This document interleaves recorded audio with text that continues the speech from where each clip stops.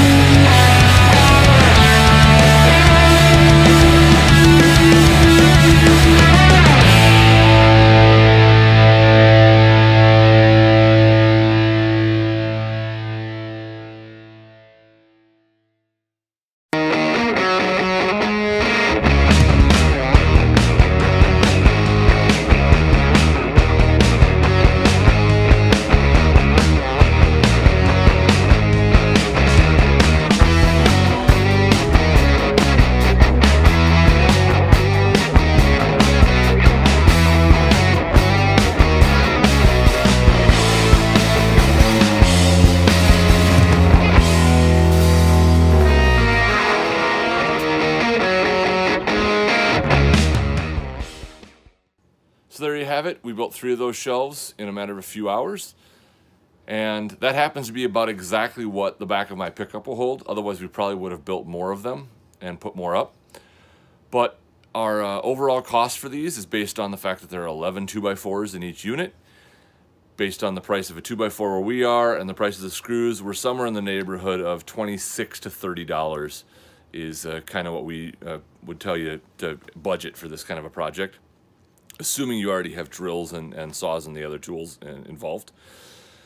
We use 2x4s with only 3 2x4s per shelf because what I'm putting on them is big moving boxes and storage tubs. If you wanted smaller gaps so that things wouldn't fall through them because you're going to put smaller items on the shelves, you could go with 1x8s or 1x6s, you know, 1x slats with smaller gaps. I've done that in the garage shelves that I've got. You also could use oriented strand board, OSB, or plywood or something like that for your shelving, although your costs are going to go up with that. So relatively cheap to build.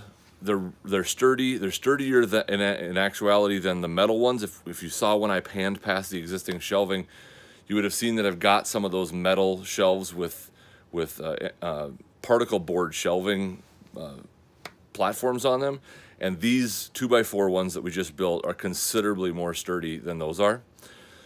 So hopefully this design is obvious enough that you can build it. It's easily modifiable to different sizes. You can get them through doors. You can move them around. It's a fairly modular approach to this kind of thing.